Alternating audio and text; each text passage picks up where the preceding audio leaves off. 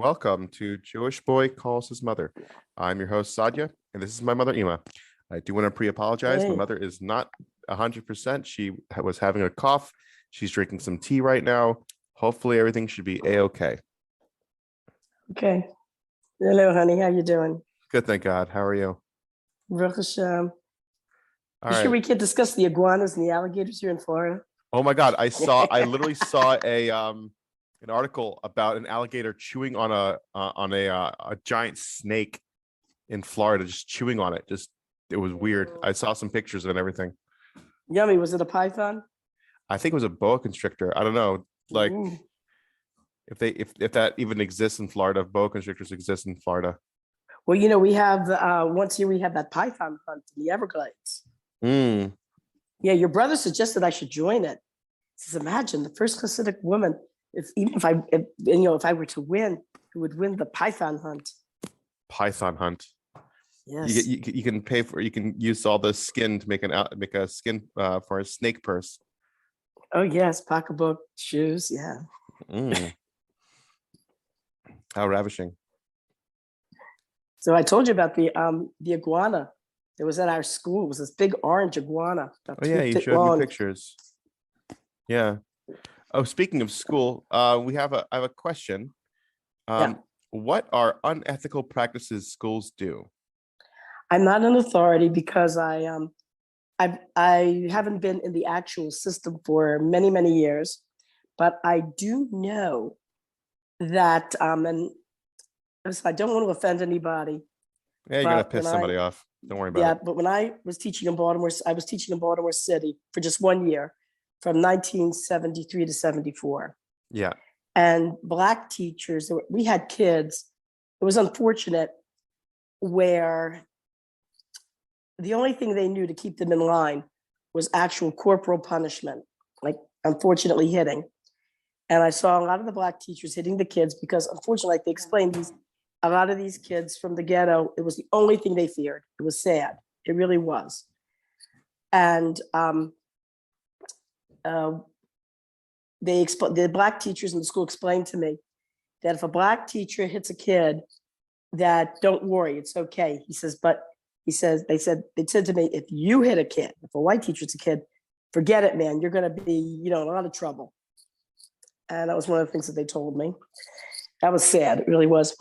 Many years later, I had friends that were teaching in Baltimore City, and a number of them told me that in order for them, this is really sad, to get their materials that they needed from the supply closet, they had to slip the janitor a 20 to get him or her to open the closet for them. Really? And you couldn't complain about it. If anybody, there was this one young teacher, a friend of mine told me, who complained about it. And the principal told her that she was going to be signed up for insubordination, written up for insubordination if she said another word about it. So I told this to somebody who was, one of the supervisors in Baltimore City. And this woman just laughed at me. She goes, oh, come on, ha, ha, ha. You believe that? And I said, I'm telling you, this is what friends of mine teaching in Baltimore City have told me that this is going on. You have ridiculous things like I'm hearing, teachers having to pay for school supplies. Like they're the most underfunded, mistreated, profession at this point. Well, I know there's a teacher. Later on I taught Hebrew school and I taught, in the yeshivas, and there were many times that I dipped into my own pocket to buy prizes for the kids. And I found the best system of education is, like I said, the point system, and the class gets a certain number of points and they get prizes, they get an ice cream party. A lot of teachers I've seen have done that in the yeshiva system, pizza party, ice cream party. And sometimes these teachers really do dip in their own pockets, but they really try to make it up for us. I mean, where I am now, it's really nice. On every Tuesday, they have a teacher appreciation breakfast. Or brunch, and it's really nice. I mean, they bring in some really nice, food and snacks and all sorts of things for the teachers. Very, very sweet of them. So what kind of class games would you feel were the most productive, where the kids had fun and they learned? I remember when I was younger, we used to play in class Jeopardy, and we would play Jeopardy about like stuff that we were trying to figure out and learn, and we would have those games, and those were ones that were the most fun that we would do, and we would actually learn something. Yeah. Mhm. I'm trying to think of, well, right now I'm not working any place where we would play games at this point. Trying to think back in my mind, some of the games I played with the students. Of course, Hangman. Oh yeah, that's an easy one. That's an easy one. Another one is, I forgot what the name of this game was, where you have, on one side of the board, you have all these squares that are covered over with papers, and on the other side, you have another, like, all these squares again covered over with paper. And say you're working on, say like Hebrew translation. So on one side would be Hebrew words, on the other side would be the English translation. And you would pick up one of the papers from one side and see if it matched. The kids would pick, you have the papers, like you have like one side of the papers would have ABC on them. The other side of the papers would have numbers, and the kids would try to match the Hebrew word with the right English translation. And if it's a match, you put the papers back. If it is a match, so then the papers come off and they get a point, that type of thing.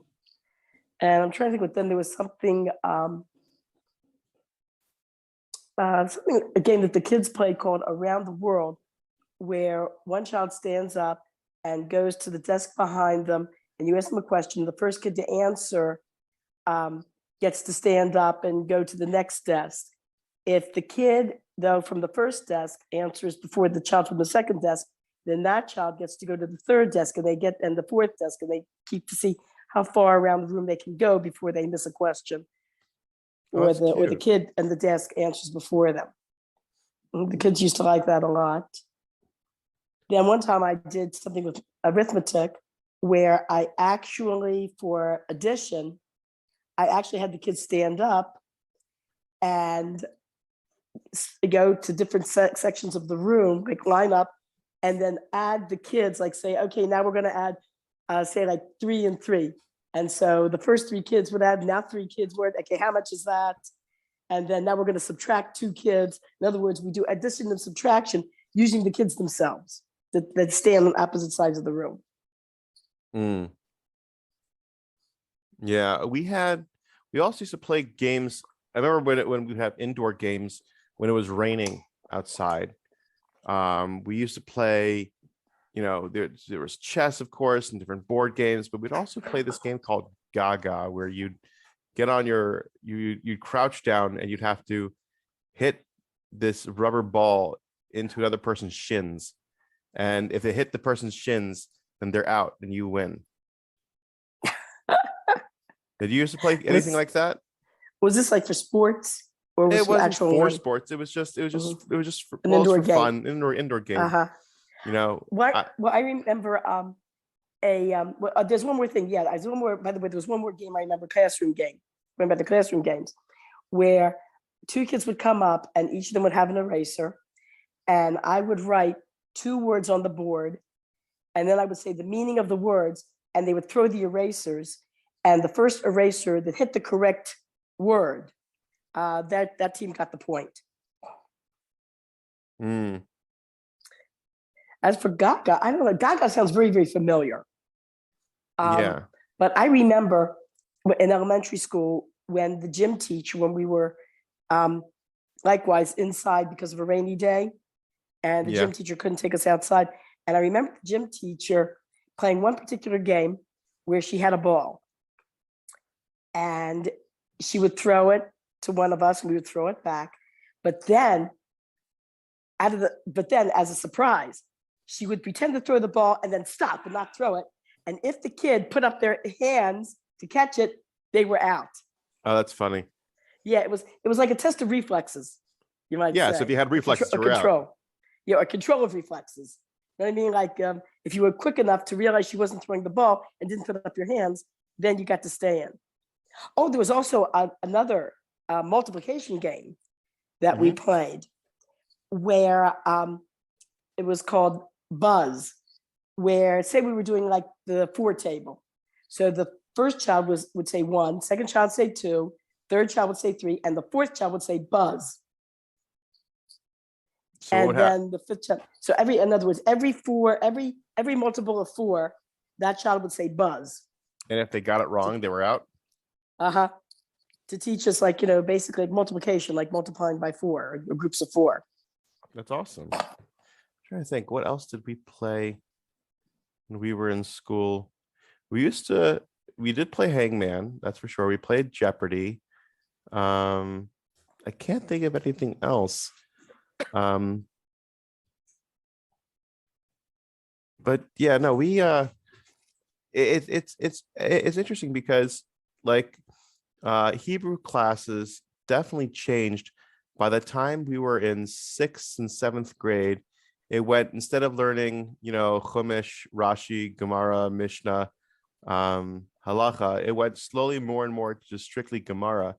And then we would have Gemara, we'd have Chavrusa time, which was always very interesting, where I kind of miss it, where you and your friend would break down the tractate, the page or two of Gemara, to break down and see, like, where's the logic, what's the understanding, what's going on.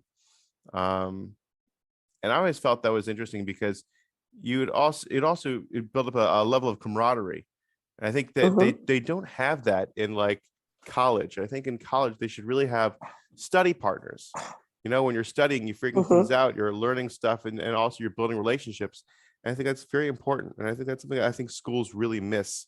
That they really should try to instate, I guess. So some schools do. I remember in Machon Khana, there was one girl who decided to go to NYU School of Nursing. And NYU School of Nursing had that. Really? Where they had study partners. They That's actually, really they cool. got together in groups and all studied together, especially human anatomy, like all the ins and outs of, very detailed, like, all the details of human anatomy are very intricate. And so they actually had study partners. Some medical schools have that, where they have study groups. I think some law schools have that. Interesting. Yeah. But you're right. It would be a good idea for schools in general to do things like that. I understand now in a lot of schools that in the elementary level, that instead of having the kids just sit and regurgitate information, that they divide them up into groups, and the groups actually do projects together based, on, for basically using the information that they've learned. Interesting. I like that. That's actually a good idea. It's a really good idea, because what they do is that helps really, solidify what they're able to do and put it into practical use. Which schools do this? Do you know where? I don't know, but I've been talking to friends and relatives that are teaching in the elementary level. And I heard this from a friend of mine who's teaching in the public school. And I asked a couple of people that said, yeah, that they said that they're doing this. And it's very, very effective. It's really good. The only problem is they've come across is that kids will complain sometimes that one or two kids will be doing all the kids will come into the teacher and complain that they're doing all the work. One or two kids will be doing all the work, and the rest of the kids are just sitting back doing nothing. Yeah, that's always a problem with projects. I when I was in my master's, I was getting my master's in architecture, and we had a project that had to get done. I literally went ahead and was like, hey, I was in a group project and we had to get this project done for, I think, some landscaping work or some site plan work, whatever. And I was like, hey, let me know what I need to do and I'll do it. Just tell me. And they're like, sure, no problem. The people I was with were like, yeah, we'll tell you what you need to do. And they gave me my task and I did the task. I'm like, okay, I finished the task. Is there anything else you need to do? And they're like, no, it's okay. And they did all sorts of stuff. And like, I only did like a few things. And I'm realizing that like, that's just a natural reaction to things, I feel, where it's like, when it comes to a project, I don't think there ever will exist, or it has existed. And someone correct me if I'm wrong, that there's ever been a project that everybody equally has contributed to it. Yeah, I think you're right about that. That is one of the yep. I think that's just part of life. I Yeah. think that's just like a weird human nature situation that has to kind of be readjusted or not adjusted at all. Like it's just always going to be in these projects. You're always going to have like one or two people that do a lot, a Mhm. few that do a little bit, and then a few that do nothing at all. Hmm. Hate to say it. It's like anything. It's like any I think human dynamics in general. You're gonna have your leaders. You're gonna have Yeah. the assistants to the leaders. It's like anything, and then you're gonna have the people that are just gonna. Yeah. It's like You're always going to have the high, the middle, and the low. yeah. It's But always I going to be can't. there.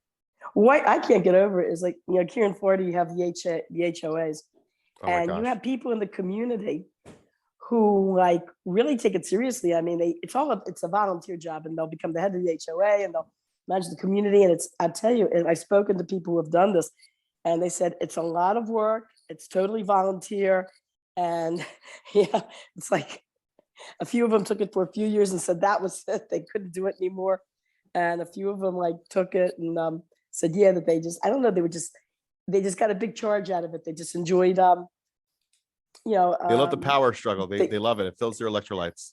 well, I think that too, and I think also these are the type of people who um, they're natural born leaders. They want to make a difference, and Yeah. this is them. Um, I am. I'm not one of those people. I just enjoy living my own personal life, and which surprises me because when I was a kid, I thought I had leadership qualities, and you know, now that I'm getting older, I realize it's enough just to live your own personal life and raise your own family and make a living, raise your own family, and just live from day to day. That's very often that presents its own challenges. If you Yeah. can succeed, if you can succeed at that, you know what? You're way ahead of the game. Yeah. No, it's like I also feel like, I want to be a leader or some sort, but also it's just, I don't know. I'm still on this fence of like, am I a leader? Am I a follower? What am I? Am I a leader? Like, dude, what do I want? What do I want to do in my life? Do I just want to follow, or do I want to go ahead and lead? But a good leader is a good follower. Yada yada. Whole back and forth. You know. It's interesting. The Jewish idea of a leader is very, very different from the non-Jewish idea. The non-Jewish idea of a leader is, oh yeah, man, yeah, the guy in charge, and you get to take ass, kick ass and take names, and boss, and maybe get more money and live the high life. Whereas the Jewish idea of a leader, there's a there's a saying in Hebrew. I don't know the Hebrew, but that the leader of the Jews has a box of worms around his neck. In other words, someone who's a leader of the Jewish people has a lot of sorrows in their life that they usually don't have a very. They're usually their personal life is not very happy. And the teacher, Ember Beis Rivka, who was teaching this, gave all sorts of examples of like all the problems David HaMelech had, first of all, even becoming the leader of the Jewish people. A lot of people didn't accept him for a long, long time. And the problems that he had with his children gave him a lot of problems. He had a lot of sorrows from his children. He said Moshe Rabbeinu, that You're sorry. Your a microphone. family, Your microphone. okay, Mike. Yeah. Like it was a. Yeah, There's a. I got a phone call, but I declined it. Um, and in general, they said that as you can see, like we talked about, like the Lubavitcher Rebbe, the sad thing that happened in his life was that he and his wife were never able to have children. That was very, very sad. Yeah. That, and I'm sure that weighed heavily on him. For sure. But I mean, I guess you're right. That's kind of, I guess in Judaism, the leader is the one that's always going to have all the stars. I mean, Moshe Rabbeinu, like what you said, his children were the ones that actually, went off the derech. Mhm. That's what's very interesting. That, and so that's why I'm glad I'm not a leader. Yeah. Especially a leader of the Jewish people, man. You're asking for a lot of trouble. I was listening to an interview with Zubin Mehta. Zubin Mehta, sorry, was for many, many years, was the conductor of the Israeli Philharmonic. And this man who was interviewing him said, we all know it's very, very hard to be a leader of the Jewish people. How are you able to gain leadership and the loyalty? How are you able to gain the loyalty of the Israeli Philharmonic? And Zubin Mehta said to him, yes, he says it was very difficult. He says, but he says, once the Jewish people are very hard to lead. He says, because they're very independent people. They're very independently minded. He says, but once you earn their loyalty, you really have to prove yourself. And he said he did. When they saw he proved himself as an excellent conductor. He says, once you've gained their loyalty, he says they're very loyal to you. Interesting. Well, we're all out of time. Thank you, everybody, so much for listening. We really appreciate it. Thank you, Emma, for contributing, and hope you feel better. I love you. And I'm have a sorry wonderful I couldn't come up with any funny stories about alligators here. No worries. You tried. That's what matters. The point is you tried. Okay. Thank you. Love you, honey. Have a good Shabbos. I love you. You too. Bye-bye. Bye-bye.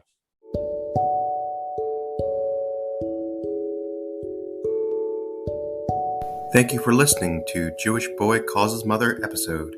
Please like and subscribe our Facebook group at Jewish Boy Calls His Mother podcast, and check out our YouTube channel, Jewish Boy Calls His Mother. I know you'd like it, and my mother would appreciate it too.